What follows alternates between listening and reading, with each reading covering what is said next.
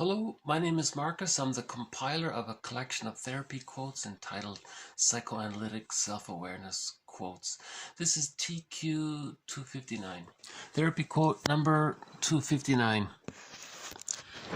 My dear Mrs. Vale, if you had deliberately and maliciously planned to destroy your daughter's life, you couldn't have done it more completely. How?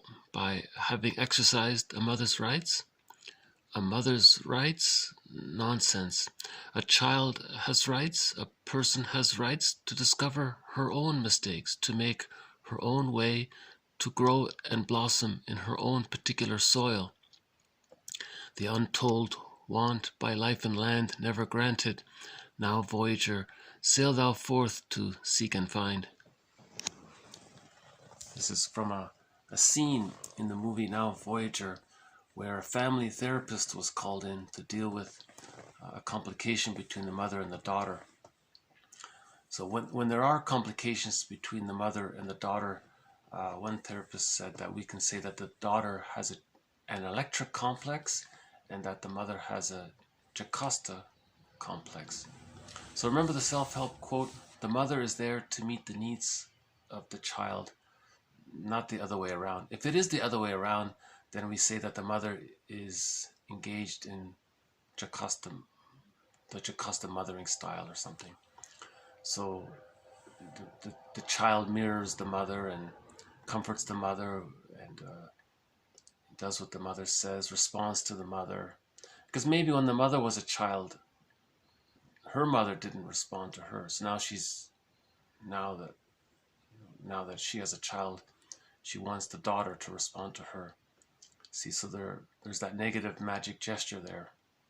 She's communicating that her mother didn't respond to her by expecting her daughter to respond to her. But the daughter can't interpret that, right? So there's a negative union there, a negative symbiosis. That negative dynamic we can call the electric complex for the daughter and the Jaquith complex for the mother. And Electra was Oedipus's son in the myth. So if we're talking about a boy, then we would say that the boy has an Oedipus complex and the mother has a Jaquith complex.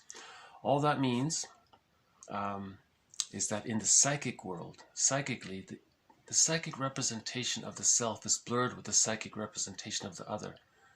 So in the case of the daughter, a girl, a woman, if her image of herself is blurred with the image of her mother, then there's that marriage there. There's like a kind of negative union there. And if we're talking about a son, if his self-representation of himself psychically, if his image of himself internally is blurred or merged with the image of the other, the mother, then there's a negative union there. So in the mythological tale, that's depicted. So how is that depicted in mythology? So there's the marriage in the story. The mother marries the son in the story. But that's a metaphor, symbolic representation of the psychic happening, occurrence. So remember, myths are true on the inside, not on the outside. Myths are an attempt to describe what's going on the inside. So they're true on the inside, not literally true on the outside, right? So we say that in this case, the daughter has an electric complex. The image of herself is blurred with the image of the mother because the mother was impinging on the daughter, using the daughter to meet her needs. And remember, the child needs a safe attachment in order to go through the separation individuation process to find herself. If from birth to 6 months, that's the stage of undifferentiation, the child doesn't know where he ends and the mother begins. So there's a blurring there. And if the mother's impinging on the child doesn't have the safety to move out of that symbiotic orbit. So she's caught there. And so we can say that's arrested development. And psychically, that's represented with this inner fusion. Anyways, so finally, a family therapist was called in. And remember in a previous quote regarding family therapy, in family therapy, the therapist interacts or works with all members of the family simultaneously in the same session, right? So before this scene between the family therapist and the mother, he was dealing with the daughter, and the daughter was explaining her troubles with the mother.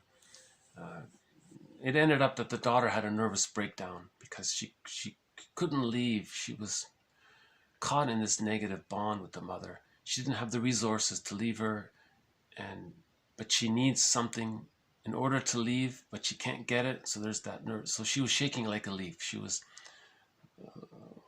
what was referred to in the movie as a nervous breakdown.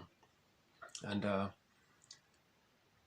and I remember at one point the therapist was trying to comfort her, just to give her a little comfort, and he said, sometimes tyranny is the mother's instinct gone awry. So that was like a helpful comment to her, I thought maybe. It showed that the therapist was understanding her position or something. So the therapist first interacted with the daughter, and then interacted with the domineering mother. The therapist says to her, "My dear Mrs. Vale, if you had deliberately and maliciously planned to destroy your daughter's life, you couldn't have done it more completely. How? By having exercised a mother's rights? A mother's rights? Nonsense. A child has rights, a person has rights. To discover her, your daughter, her own mistakes, to make her, your daughter's own way, to let her grow and blossom in her own particular soil." So he was the doctor brought in to help. So she finally got it, and then the correction was made. And it ended up that the therapist became the new secure attachment style. Anyways, I'll play the clip from the movie. So here's the family therapist there, and that's the domineering mother.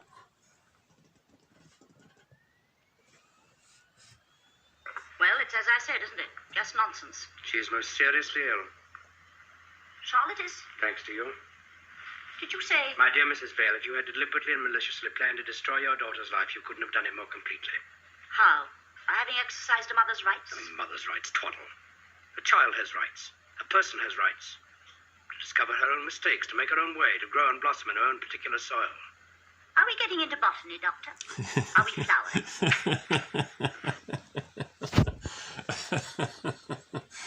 So I think what may have happened was she recognized that the doctor was right, but he was being a little sarcastic about it. So she replied being sarcastic herself. Are we talking about botany and flowers? She didn't want to admit it or something. Or maybe she really didn't understand and was literally, are you talking about flowers and botany? So either way, let's see if we can play it again here. Hold on. Yeah, so here's what I'm her companion. So here's... I'm my mother's servant. My mother says. My mother. Okay, so there... Okay, so the daughter was distraught. She was describing to the therapist her hard time with her, and You'll never get another pair of eyes, as your mother says, if you spoil them with tears. Dr. Jaquith, can you help me? Help you? When you were talking downstairs, when you were talking about the fork in the road, there are other forks further along the road. So many. yeah, so she's expressing how she's stuck in that negative union with the mother. She never had she could never internalize a voice or a memory that would support her individuation. So you need that holding interject.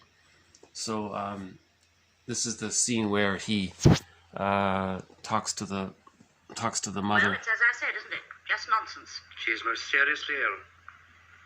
Charlotte is? Thanks to you. Did you say... My dear Mrs. Vale, if you had deliberately and maliciously planned to destroy your daughter's life, you couldn't have done it more completely. How? By having exercised a mother's rights? A mother's rights, Twaddle. A child has rights. A A person has rights. To discover her own mistakes, to make her own way, to grow and blossom in her own particular soil. Are we getting into botany? Are we flowers? Are we flowers? Ironically, she's right. We are flowers, right? I think she was just being sarcastically back to him. I think she understood it, but she didn't want to admit it. You know, being a very proud person, right? So here's the quote here. My dear Mrs. Vale, if you had deliberately and maliciously planned to destroy your daughter's life, you couldn't have done it more completely. How? By having exercised a mother's rights? A mother's rights? Twaddle. Nonsense. A child has rights. Your daughter has rights. She's a person. A person has rights. To discover her own mistakes. Your daughter has the right to discover her own mistakes. She has the right to make her own way, to grow and blossom in her own particular soil. You see, to grow and blossom in her own particular soil, in her own particular sense of self, but she never got that real sense of self, because that comes from the secure attachment style. Right? And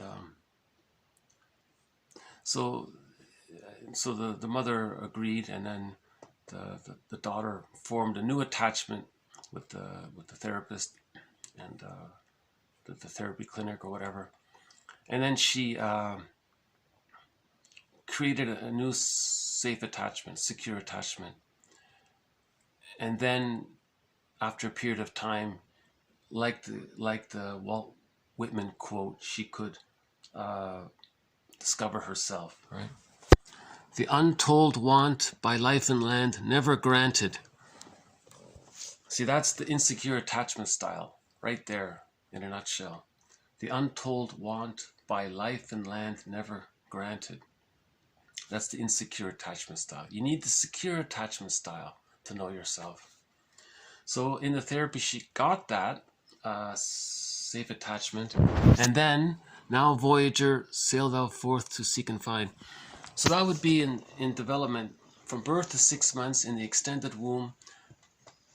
The extended womb stage of undifferentiation, symbiosis, fusion. If that's safe and warm, then the child can hatch, healthily hatch, and move through the developmental phases. Differentiation, practicing, playing with toys, getting to know what she likes. The rapprochement subphase, where she explores outward further, but knows the mother's there, and she can return for emotional refueling as needed, back and forth. And then by the age of 3, she's internalized the holding interject. And that's a part of her psychic structure, that she has that ontological safety, security. And then from that leads to whole object relations and the psychological birth and access to the real self and the capacities of the real self. And that's where you're growing and blossoming in your own soil. Like she's connected to her sense of self, her soil, right? Her inner resource, her identity, and she can grow and blossom, make plans from her real self, and so on. So yeah, this came from the 1943 film Now Voyager. On the back it says a love story, a psychological drama, a tale about personal transformation. So she was stuck, so there was a personal correction, a personal change, a personal transformation.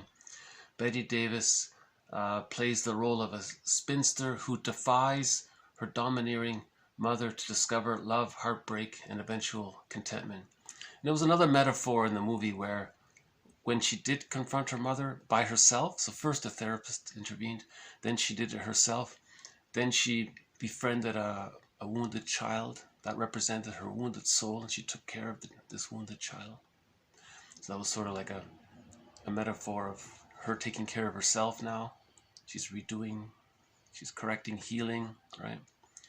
And in the morning, and then you assimilate your memories and you go into mourning and all that.